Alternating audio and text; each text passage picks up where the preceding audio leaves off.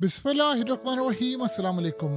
आज इसराइल के लिए जो दिन है वो कोई आम दिन नहीं है। वो तारीख में तबाहकुन दिन के तौर पर याद रखा जाएगा और न जाने कितने इससे खतरनाक दिन आने वाले हैं कि इसराइल इस दिन को भूल जाएगा।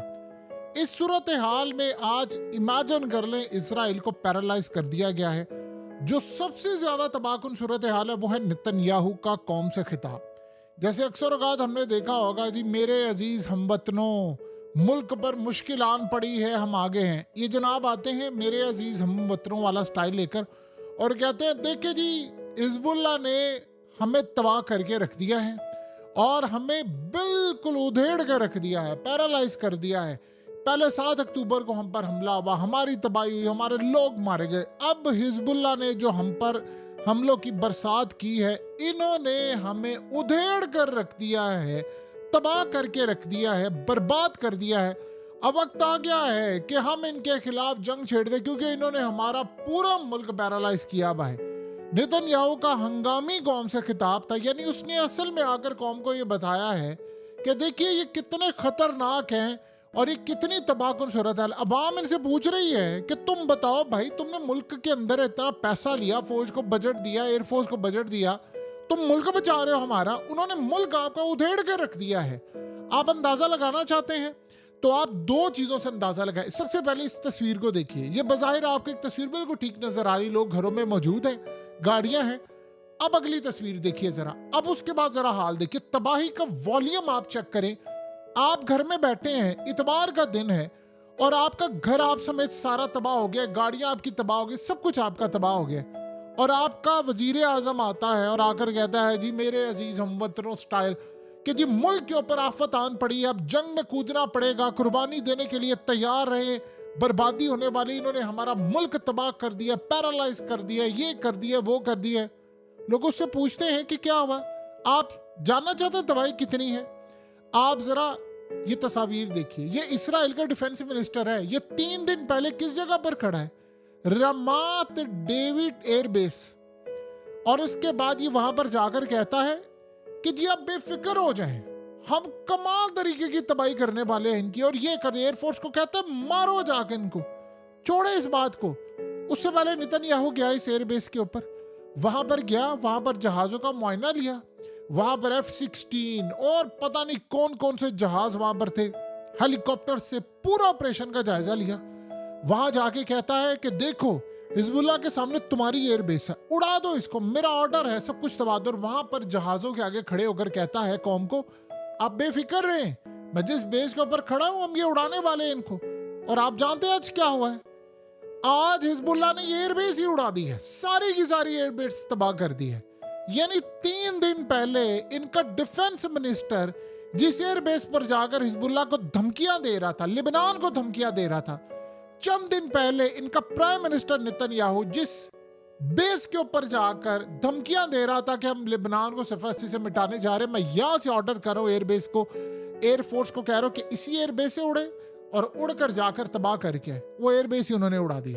आप देखिए जरा ये मनाजिर, ये हिजबुल्लाह ने बताया था पहले ही कि इनका ड्रोन उड़ा था इस बेस के ऊपर से, तो ड्रोन जब उड़ा था तो ये डिटेक्ट नहीं कर पाए, तो उन्होंने उसी वक्त पैगाम दे दिया था कि भाई जिस दिन तुमने रेड लाइन क्रॉस की, हम तुम्हारी हर चीज क्रॉस कर देंगे, फिर खत्म हो जाएगी। यानी ये बात आपको एक चीज बड़ी जबरदस्त नजर आएगी। उन्होंने कहा था, यानी यमन ने इनको धमकी देकर कहा था कि इस जंग में कोई रूल्स नहीं होंगे, कोई असूल नहीं होंगे। इसराइल ने सारे इंटरनेशनल रूल्स तोड़ दिए, हम भी तोड़ देंगे। आज सूरत हाल ये है कि लोग जो इस बेस के करीब या नॉर्दर्न साइड पर वो घरों में थे, वो कहते हैं कि हमारे, यानी आप इस मिसाइल की कैफियत देख लें, ये मिसाइल रॉकेट्स 75 किलोमीटर अंदर तक जाकर हमला किया और इजराइल रोक नहीं पाया। लोग घरों में मारे गए हैं, चीखें उनकी है। अब इनके बकौल इतनी तबाही हुई है, इतनी तबाही हुई है, घर तबाह हो गए। और उसके बाद क्या हुआ जी? वो जी असल में हुआ ये है कि जी लोग जख्मी हुए हैं। जिस तरह के ऊपर से आप सोचें, एक मिसाइल इनकी मिलिट्री बेस पर जाकर लगा, सारी बेस उड़ा दी, उसमें जहाज भी हैं, जहाज भी तबाह हो गए होंगे। जाहिर सी बात है इसमें बहुत सारी चीजें। अब ये तो नहीं है कि आपने जहाजों को उठा दिया, आपने वो एयरबेस रखी इसलिए कि भाई आपका वजीर आजम और वजीर दिफा वहां पर जाकर कह रहे मारो इनको, और आपने उड़ा दिए। सो इस सारी सूरत हाल के अंदर इजराइल का आज सही मायनों में तबाही का वो दिन था जो ये समझ ही नहीं रहे थे, और कौम के साथ खिताब करना पड़ा। उसने आकर ये नहीं कहा मैं जंग रोकने जा रहा हूँ, कहता जी मुश्किल वक्त आन पड़ा, अब हम जवाब देंगे, अब हम फलाना करेंगे, अब हम बहुत ज्यादा हमारी इन्होंने तबाही कर दी है। कहते हैं अगर हिजबुल्लाह अभी भी बाज नहीं आई या लिबनान अभी बाज नहीं आता तो मैं आपसे वादा करता हूं ये आ जाएगा। अब हम देखिए इनके साथ क्या करने वाले, इन्होंने हमारा सब कुछ तबाह कर राख कर दिया है। यानी आप ये सोचे रॉकेट्स, क्रूज मिसाइल, ड्रोन्स और न जाने क्या कुछ 200 से ज्यादा उन्होंने हमले किए। और इस दफा जो हमले किए इनको पता चल गया है कि इनके साथ हुआ क्या है। सबसे बढ़कर बात यह है कि डायरेक्ट हिट हुआ है, यानी उसमें कई लोग इस वक्त अस्पतालों में इमरजेंसी की सूरत हाल में पहुंचे हुए हैं। इनके तमाम के तमाम अस्पताल इस वक्त इमरजेंसी की हालत में अंडरग्राउंड हो चुके हैं सारे अस्पताल, और इनको ये बात समझ नहीं आ पा रही कि हमारे साथ इस वक्त हो क्या रहा है।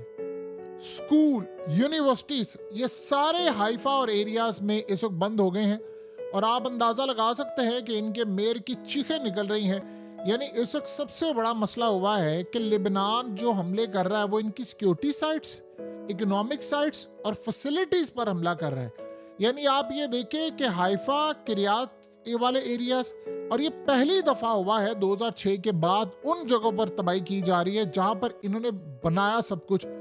आपको पता है कि असल कहानी क्या है?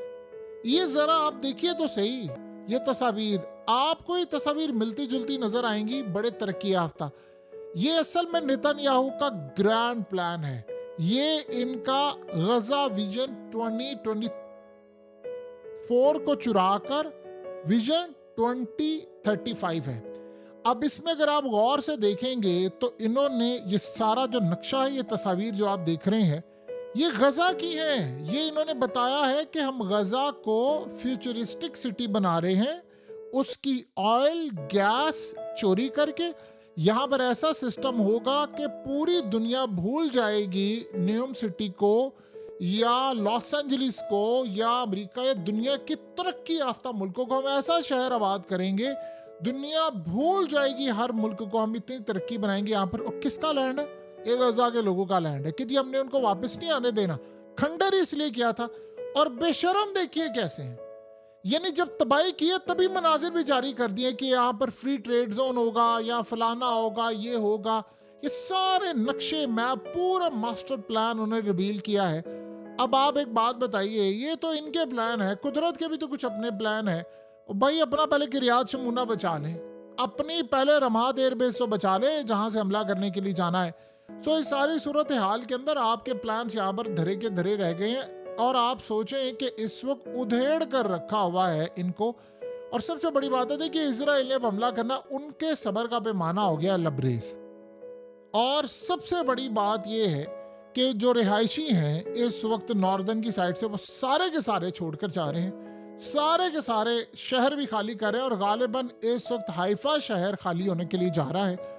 इन्होंने असल में अंडर एस्टिमेट कर लिया। देखिए धड़ाधड़ मारने पर आ गए। इस्माइल आनिया को मारा, फाद शुक्र को मारा, इनके यानी आकिल को मार दिया, और पता नहीं किन किन को इन्होंने मारा है, और उसके बाद मारते ही चले जा रहे। अब जाहिर सी बात है जब आपने अगले के शहर को पकड़ लिया है तो अगले ने छोड़ना नहीं है। सो इस सारी सूरत हाल के अंदर इनके हाथ से गेम निकली है।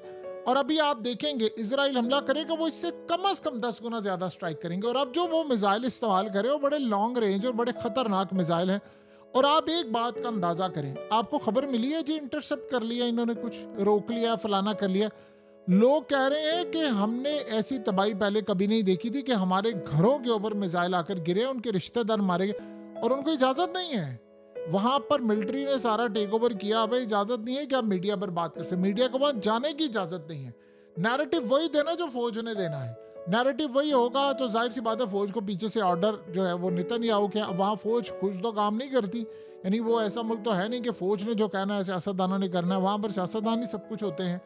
सो इस सूरत हाल में उन्होंने फौज को ऑर्डर जारी किया कि एक भी अगर कोई चीज़ बाहर निकली ना तो आपकी खैर नहीं है। आप सोचें लोगों के घर जल गए हैं, तबाह हो गए हैं, बर्बाद हो गए हैं, जलाकर राख कर दिया है। खाली घर नहीं, मिलिट्री साइट्स, इकोनॉमिक साइट्स, तमाम की तमाम चीजें, गाड़ियां खड़ी खड़ी तबाह हो गई। यानी इस वक्त जो सूरत हाल है वो तबाह कुन है जिसका आप और हम अंदाजा भी नहीं लगा सकते।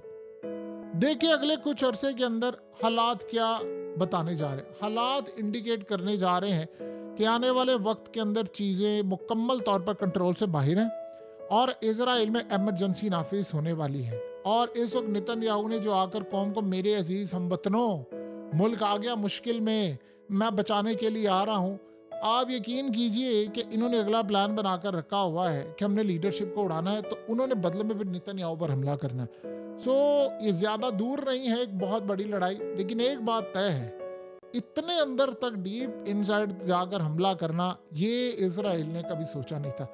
जंग इन्होंने ज़रूर करनी थी, अंदाज़ा इनको इतना नहीं था। अभी तो ये शुरुआत है, अभी तो वो कह रहे हैं कि हम देखें इनके साथ करते क्या है। उन्होंने कहा ये तो हमने कुछ किया ही नहीं, अभी तो हमने जंग शुरू ही नहीं किया, अभी हम जंग असल शुरू करेंगे।